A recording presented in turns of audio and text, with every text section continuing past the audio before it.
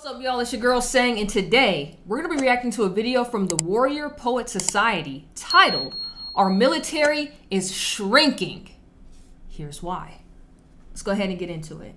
People have a poor perception of the military in general, but why do you think that is? Where is that poor perception coming from? See, I think I know exactly why the military is shrinking. I actually just read an article on why the military is not being able to hit its numbers, and I'm gonna see if he gets into it first, but then I'm gonna jump in if he don't, or to add what I know. Guys, we're closing out the summer season with an epic giveaway called the... Oh, sir, we're about to pass all this. I'm sorry, but we here for the facts. And enjoy this video. What's happening, my friends? John Lovell, Warrior Poet Society. Today we're talking about how our U.S. military is shrinking. That's right, all the different branches of our military are struggling to meet minimum quotas. Recruiters are offering massive bonuses, more than ever before, just to please sign up. And furthermore, they're really trying to capitalize on social media, Twitter, Instagram. This is the article I read, so yeah, I'm gonna let him get into it with y'all. All those kind of big tech oligarchs that hate us, trying to leverage that to get more recruits because people just aren't signing up.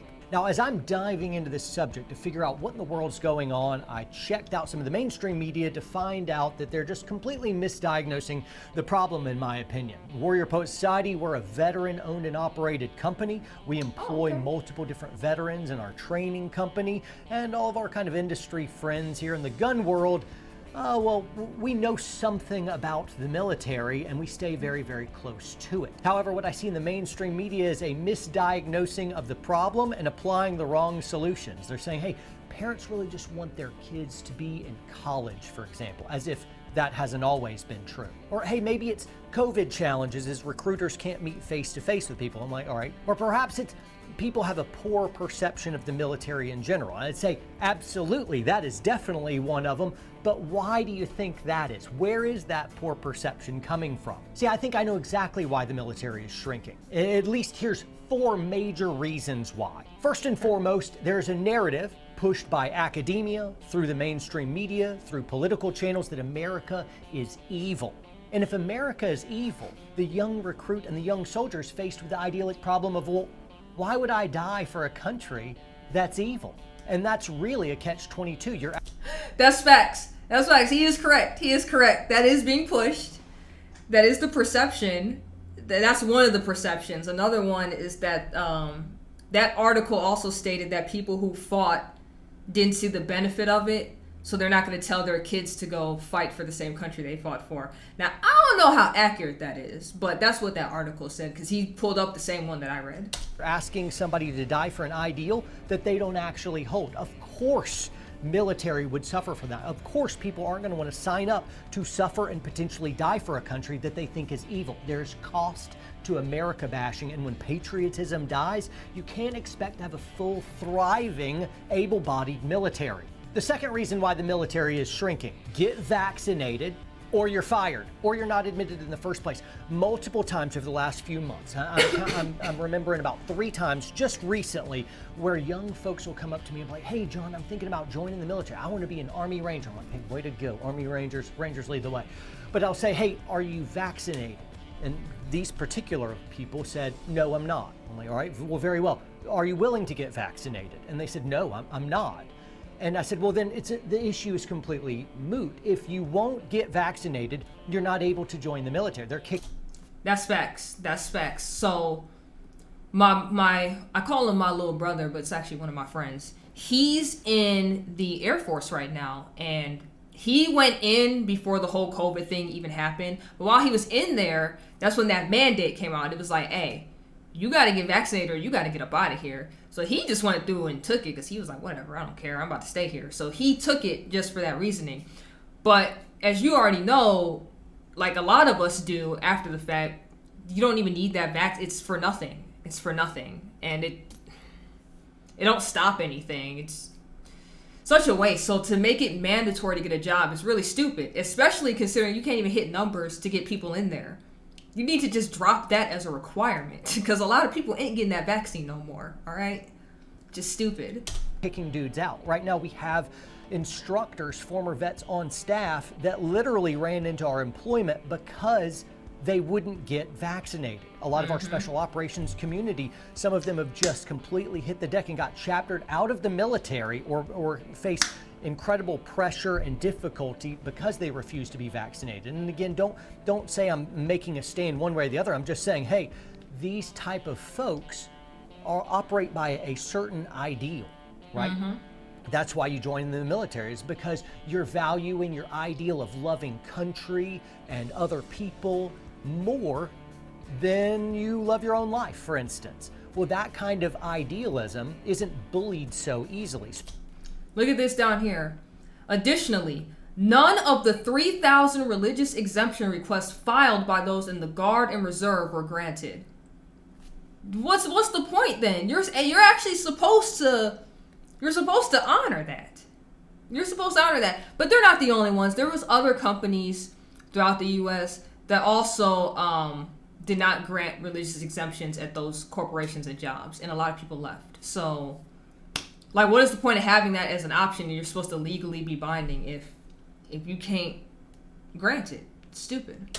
So if you force a vaccination, they'll just say, I'm not going to do it. I said I'm not going to do it. And then they won't. You face them with no option other than to just get out of the military. So the vaccine policy absolutely has caused a shrinking in the military, and it's absolutely hurting recruitment. Now, a third reason why our American military is shrinking, it's because young soldiers join to play war games, not woke games. And so when you abscond the United States military and you use your command structure to play sociological games that the progressives don't realize these have never been tried before, you're undermining a meritocracy with this kind of everyone gets an equal outcome, this inclusiveness policy. Well, that's antithetical to a meritocracy. Daily Wire recently reported on some of these woke games.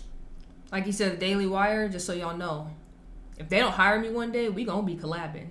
It's gonna Ben, I want all y'all to get this out there. Ben, one day you're gonna see my videos, bro.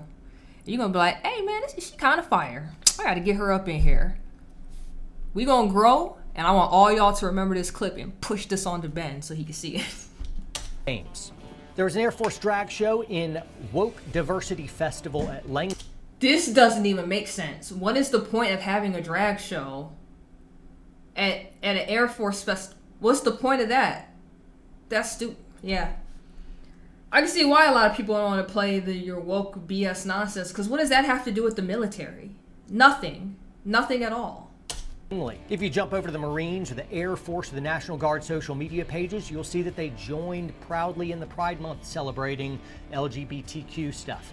I personally got in a little fight with the National Guard over this instance where they doubled down on the Pride Month thing. I want you to see my dialogue. I'll read it to you here. They put a picture of a young specialist. It says, Pride Month shows how far we've come in the past decade. In the beginning, I was nervous to let others know that I'm a lesbian. That was until I shipped to basic training and met a fellow lesbian drill sergeant. Seeing an out and proud gay woman in that role was very empowering for me as a closeted 18-year-old. I want to be that person for other LGBTQ plus soldiers. Now, I ended up responding to the National Guard, and then they responded back. Here's their response. They said, we know we sit on the shoulders of giants. That walk happens daily. Simultaneously is an Instagram post that celebrates some of the soldiers in our ranks. Hey, why not celebrate soldiers in our ranks? What's so wrong with this post, you might ask? I respond to the National Guard that none of those military giants focused on the private sexual preferences of their soldiers. Celebrating soldiers for soldiering is nice. Do that. And you do that by giving medals when they do good military stuff. The system already has ways of celebrating and recognizing. Celebrating a soldier because they do gay stuff is offensive and wildly off course for our nation's military. Return to your former glory, please. That's just one man's opinion. Hey, heterosexual. I mean, I agree with it. Like, I'll be real with you. I don't care about your sexual preference. And that's an issue we're having in the school systems right now, too, where a lot of these teachers want to just push their sexuality onto their kids. It's like, I don't know if I should tell them I'm in a polygamous relationship, but I don't want to lie to these children. It's none of their business. Who cares? You are there to teach. Just like these people, you are there to train and get these people prepped and ready in case war pops off. I could care less who you sleeping with, just like I hope you would care less who I'm sleeping with. I don't care about none of that. We are here for a job. We are here to do one thing. I don't care about anything else. I think that's a big issue we have nowadays. Because they keep trying to push everything on everybody. It's like, bro, we all don't need to know this, okay? Sexual, homosexual, I need you guys ready to protect There we against go. all I enemies, just said foreign that. and domestic. That's what I need you to do. I need you to be ready to stop bad people with guns. I need you Yes. a heightened sense of military readiness. And the Yes. sexual preferences of the soldiers in your ranks should be irrelevant, not a grounds for praising somebody. Yeah. Military is a meritocracy. Do good military stuff, get military awards. That's Yes. the praise. And that's the problem here as we play these woke military games. Why can't the military just do military? So why can't we just be the military? Oh, it's because woke left progressives want to push their agenda forcefully, and they're using social media channels primarily to do that, but they're also being forced to attend all these inclusivity kind of things, which I think does a great, at best, it's a distraction against what military people really should be doing. At worst, it's undermining the very fabric. You're playing woke games when you should be focused on war games. The fourth thing. Also, him saying all that just reminded me of something I saw earlier this week. Actually, let me look it up for you real quick. Because you see how they want to play all these woke games, right? That's what he called it. He said, you want to play all these woke games. Okay. Okay, you want to be woke? Cool. Let's be woke. The Selective Service was just trending the other day, and I hope you all can see this. So we all know what the Selective Service is. When you turn 18 and you are a male in the United States, you have to sign up in case some stuff pops off. They gonna pull you if there's ever a draft or anything, right? So let's read it. Almost all male U.S. citizens and male immigrants who are 18 through 25 are required to register with Selective Service. Nothing new under the sun, right? Down here where it says transgender people. This is what's funny, since y'all want to play woke games when you really know what it is.